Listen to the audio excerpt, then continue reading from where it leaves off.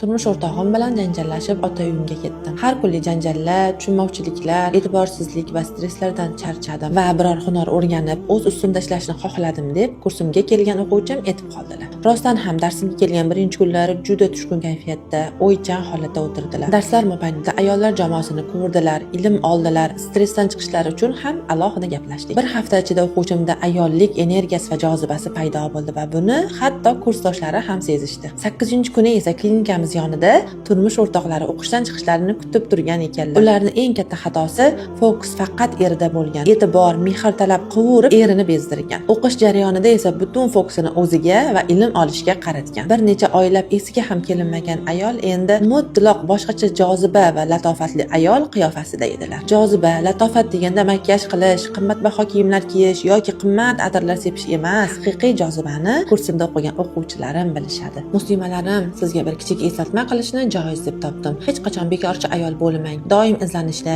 ilm olishda to'xtamang. Eringiz uchun o'qib tugatilingan kitob bo'lib qolmang. Har kuni u sizni yangitdan kashf qilsin. Shuni unutmang, oilaning tinchligi ayolning zakiyligi bilan saqlanadi.